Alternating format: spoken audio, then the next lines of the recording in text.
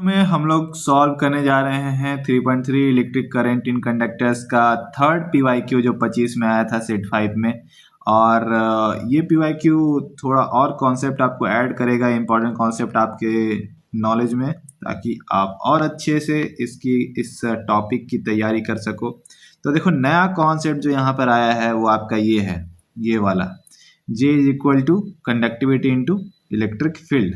और ये तो कॉन्सेप्ट आपको पता ही होगा, I is equal to J dot A, that is J अगर थीटा आपका 0 है तो, राइट। तो यहाँ पर से हमारा जो कॉन्सेप्ट है ये है, ये हमारे यहाँ पे यूज होगा।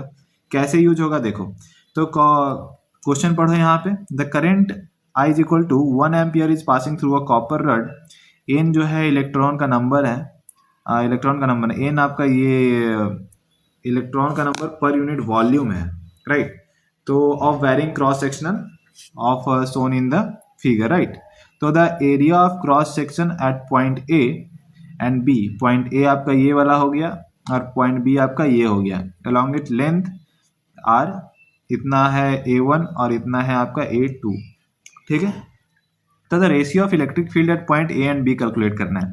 तो आप देखो यहाँ पे, क्योंकि आपका डेंसिटी, आपका ये क्रॉस सेक्शनल एरिया वेरी कर रहा है और जे होता है आपका I by A cos theta, मतलब ए वेरी करेगा तो आपका जे ही वेरी करेगा हर पॉइंट पे, और जे पॉइंट पे ही वेरी करता है, हर पॉइंट पे जे अलग होता है, राइट।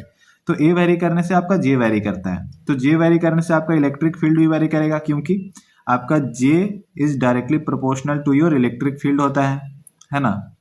तो इलेक्ट्रिक फील्ड होता है तो इलेक्ट्रिक फील्ड भी वेरी करेगा हर पॉइंट पे ए और बी पे। तो वही निकालना है कि वेरी कैसे करेगा at point A and B. तो हमारे पास एरिया पता है, तो एरिया के टर्म में हम लोग निकाल लेंगे। कैसे निकालेंगे आइए देखते हैं। तो फर्स्ट ऑफ ऑल हम क्या करेंगे, एज वी नो कि आपका J is equal to conductivity into electric field होता है और I by A is equal to J होता है। हमने वही इसको अरेंज कर लिया है I डॉट ए को, राइट। उसके बाद आपका क्या है कि हमने I by A is equal to conductivity into electric field लिख लिया। अब ये आपको समझना होगा, इस केस में I जो है कांस्टेंट है, कांस्टेंट दिया हुआ है 1 एम्पियर, राइट, पूरे केस में। तो I कांस्टेंट है आपका, और जो कंडक्टिविटी है वो भी आपका कांस्टेंट है, मटेरियल प्रॉपर्टी है तो कांस्टेंट ही रहेगा, है ना। तो आपका हुआ क्या कि electric field is inversely proportional to area हो गया इस कारण से, है ना।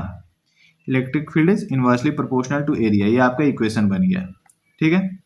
अब फॉर आपका ये देखो, फॉर आपका पॉइंट ए के लिए हम ये इक्वेशन से, इस इक्वेशन का यूज करके ये लिख सकते हैं, ये electric field at A is direct inversely proportional to cross sectional area of A, that is equation 1 बन गया।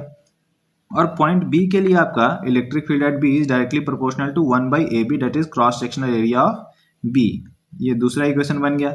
अब आप ए बाई ए बी कर दो तो A B by area, cross sectional area at B by cross sectional area at A हो जाएगा, और ये आपका रिलेशन हो जाएगा। अब यहाँ पे आपको बस क्या करना है, वैल्यू पुट कर देना है ए बी का। तो cross sectional area at B कितना दिया हुआ है, 2 इंटू 10⁻⁷ मीटर स्क्वायर, और cross sectional area at A दिया हुआ है 1 इंटू 10⁻⁷ मीटर स्क्वायर। तो ये आप यहाँ पे पुट कर दो, यहाँ पे आप पुट कर दो इसको, यहाँ पे आप जैसे ही इसको पुट करोगे तो आपका यहाँ पे ये तो कट जाएगा, ये आपका 2 और 1 बचेगा, 2 बचेगा मतलब। तो ए बाई ए बी का जो रेशियो होगा वो 2 होगा, राइट। और यहीं पे आपको ये पूछा है the ratio of electric field at A B is equal to 2, आपका होगा आंसर, सही है। तो ये आपका सेम चीज यहाँ पे किया है। आप यहाँ पे देखो मार्किंग स्कीम में, तो यही चीज यहाँ पे लिखा है, फॉर्मूला लिखने का हाफ मार्क्स है, देन आपका स्टेप में आगे बढ़ने का हाफ मार्क्स है, ये पता करने का कि ये इनवर्सली प्रोपोर्शनल है आपका एरिया के, और देन उसका स्टेप में आगे बढ़ने का और फिर आंसर निकाल लेने का आपका हाफ मार्क्स है, राइट। तो ये आपको स्टेप में मेंशन करना है। और दूसरी बात, उसके बाद आपका सेकेंड क्वेश्चन आता है कि the drift velocity of free electron at point B.